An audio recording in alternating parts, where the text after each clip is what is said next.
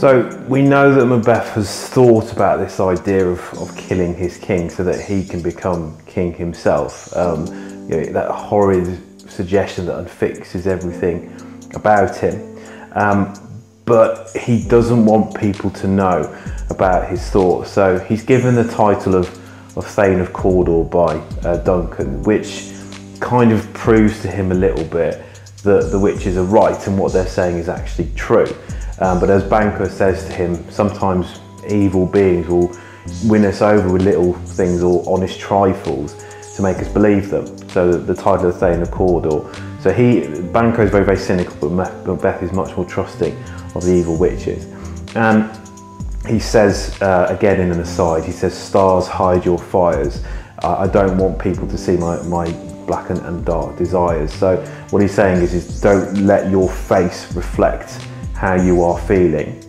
Keep it secret to yourself.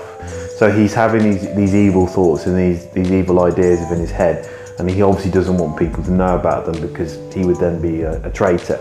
But we know that he's actually thinking about killing his king. He's actually thinking about becoming a traitor. Then in Act 1, Scene 7, Macbeth has what's called a soliloquy. And a soliloquy is a very long speech where the character is talking to themselves. But what it allows us as an audience is to understand the character's thoughts and feelings, because in a TV program, for instance, you might have a voiceover, you might have someone explaining what's happening or how someone feels, but you can't do that in a play. So you have a soliloquy, and in this soliloquy, Macbeth talks about whether he should actually kill his king or not. And he says, "If it were done when 'tis done, then 'twere well it were done quickly." So if this is going to happen, if I'm actually going to do this, I just need to get this over and done with and get it to happen. And he keeps repeating that word "done" because he wants this to just be over and done with, to be finished, so that it's in the past to get through it. So that's the first part of his soliloquy. And then he talks about if the assassination could trammel up the consequence. So what he's saying here is that if he could just kill the king and that's it, and there'd be no consequences to his actions, then that would be fantastic. He would definitely do it. But the problem that Macbeth has got is that there will be consequences to his actions. If he kills the king and people were to find out, he would lose his own life. He talks in the soliloquy about the afterlife and jumping the life to come. He's not interested in heaven or hell or anything like that. He just wants to make sure that he protects his own life now. But he knows that it can't be the be all and end all if people find out. There will be consequences to his actions. And he talks about how when we teach bloody instructions which being taught return to plague the inventor. What he means is if we are violent and we kill other people, then it's almost like karma. People will come out to get you as a result. So he knows if he kills Duncan, people will be out to get him. That he have been taught those bloody instructions that will come back to him, and people will teach him bloody instructions as a result. And then lastly, on this slide here in Act 1, Scene 7, Macbeth talks about how he is Duncan's kinsman, how Duncan has put his trust in Macbeth, how he will be the host to Duncan at his castle very, very shortly. And so Duncan's put a lot of trust in Macbeth, and as a good person, as a noble man, that's what Macbeth was called earlier on in the play, Macbeth knows that he should be protecting the king. He should be shutting the door against the murderer, not holding or bearing the knife himself. So in this soliloquy, we really get to understand what ideas are going through Macbeth's head. Yeah, he's thought about killing the king, and he knows that because of his ambition, his drive to do better, he could become king that way. But at the same time, he is a member of his society, and he feels those social pressures to behave in the right way and to do the right thing.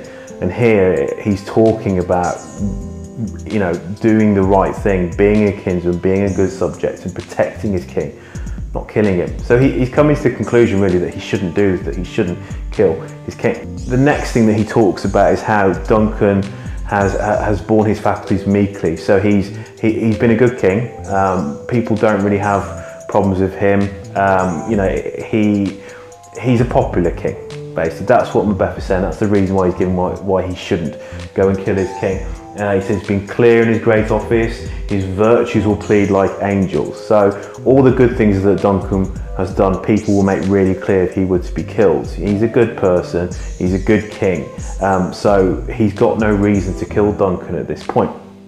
Then he talks about how if Duncan was to be killed, everyone would pity Duncan, and like a naked newborn babe striding the blastal, heron's cherubim, horsed upon the sightless courage of the air, shall blow the horrid deed in every eye.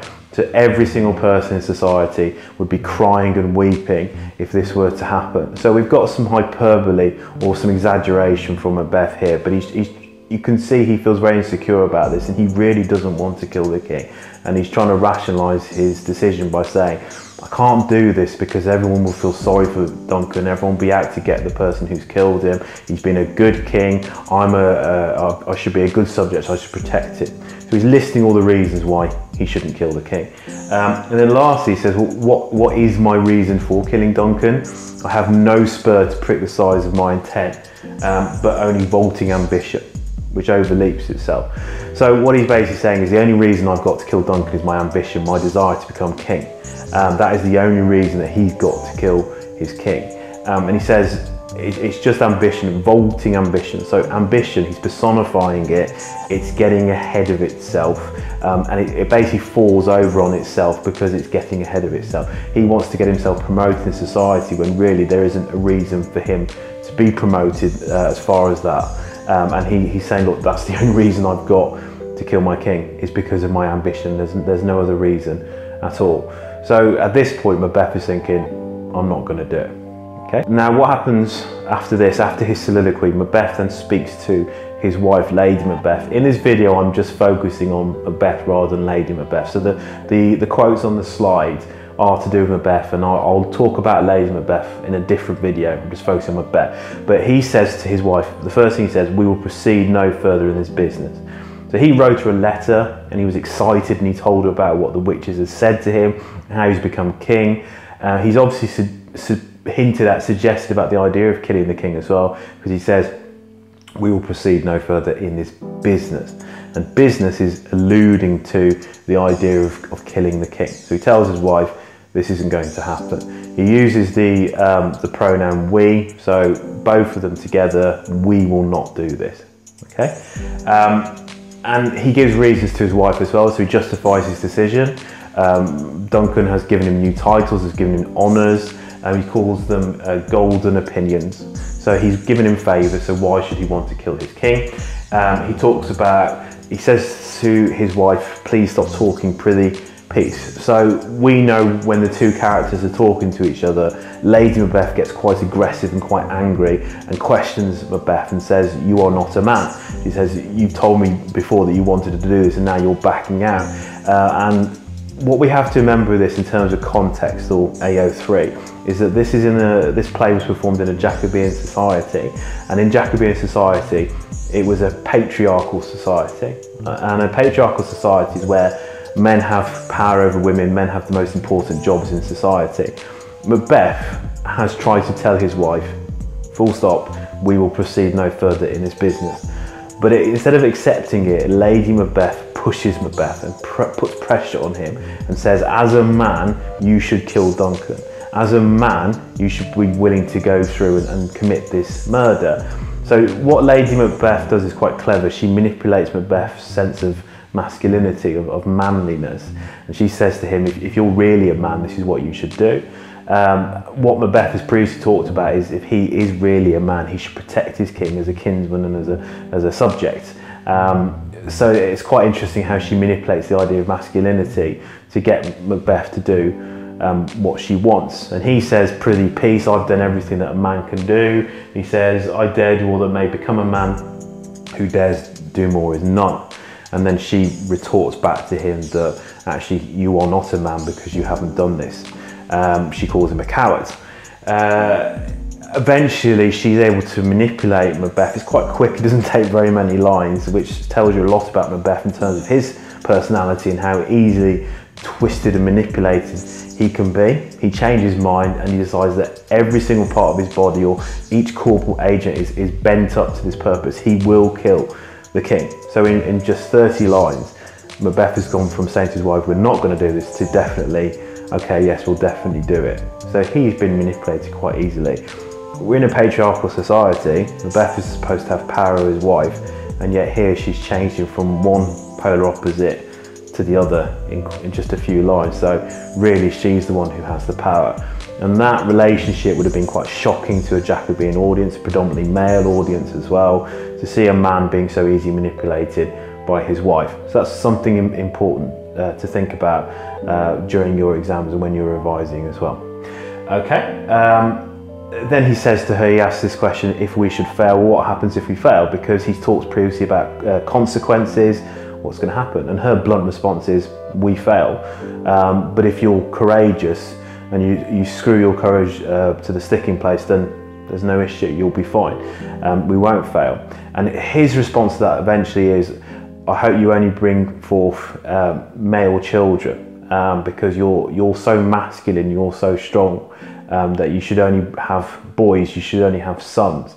So you get this sense of masculinity and insecurity around masculinity during this period.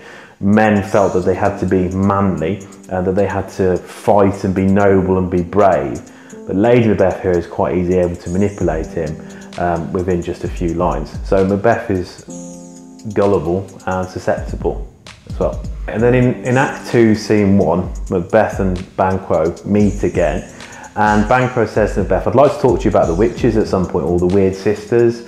And Macbeth says quite bluntly to Banquo, oh, I've thought not of them. I haven't thought about them at all.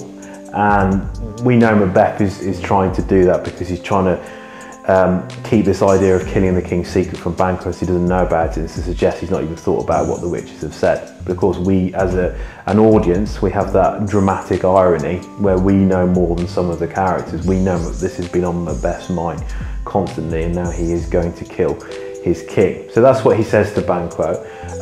But if you look closely at the way that he talks in the quote that I've put up here, he talks about this idea of, I think not of them, we would spend it in some words upon that business. We can intrigue the narrative. So he does want to talk to Banquo about what the witches have said, but he uses the first person plural, or the pronoun we.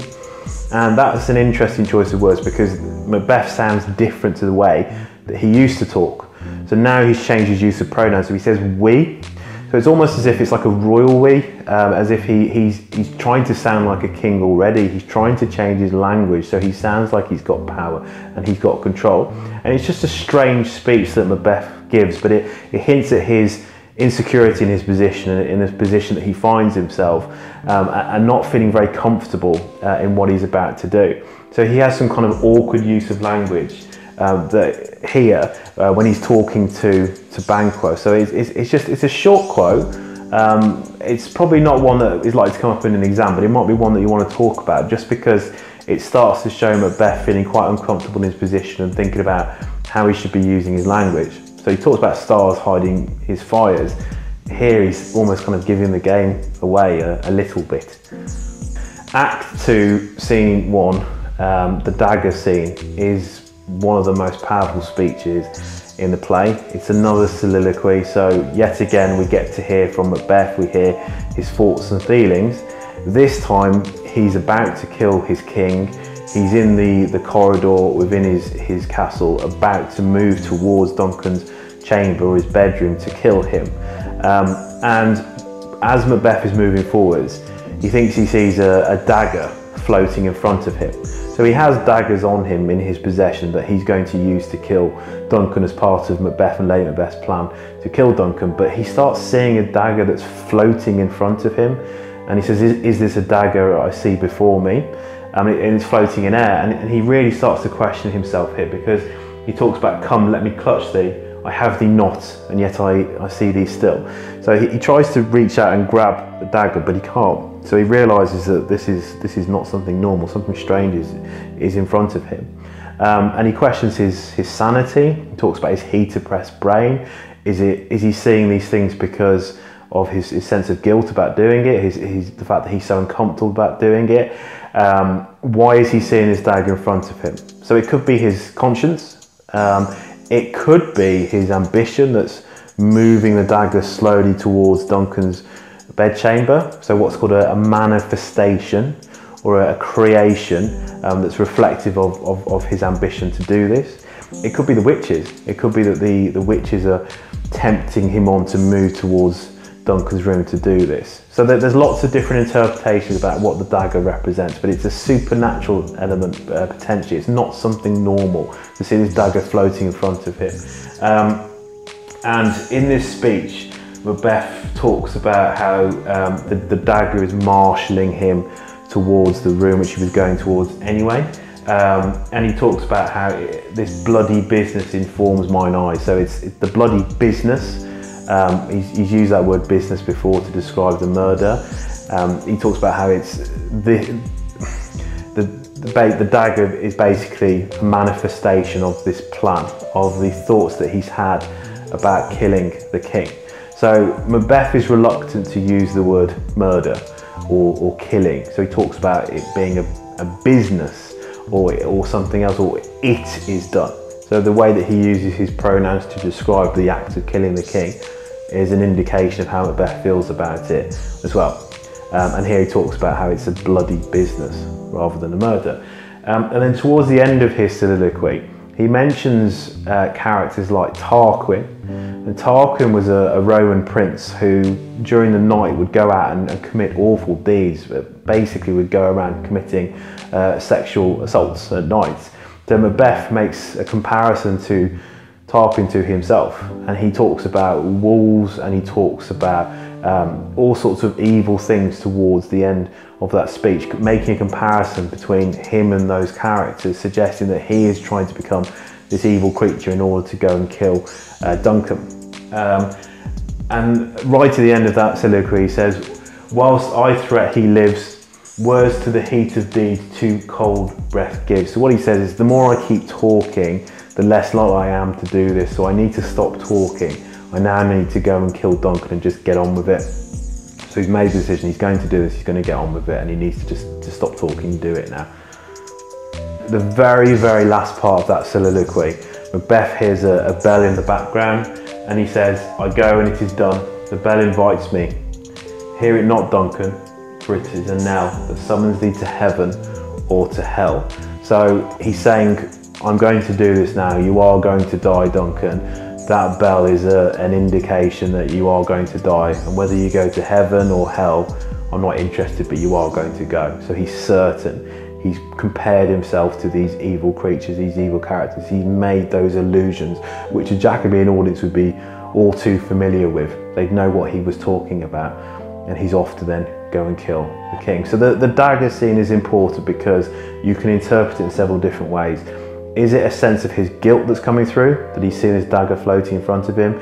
Is it a manifestation of his ambition, that he's desperate to become king, and so he's making himself see this in front of him, and the dagger moves towards Duncan's bedroom chamber? Or is it the witches trying to encourage Macbeth to go through with this? Is it the evil, the supernatural elements trying to create this image in front of him to tempt him to go and kill Duncan? But it is an important scene. It's one that you should definitely spend time revising before you have your exam.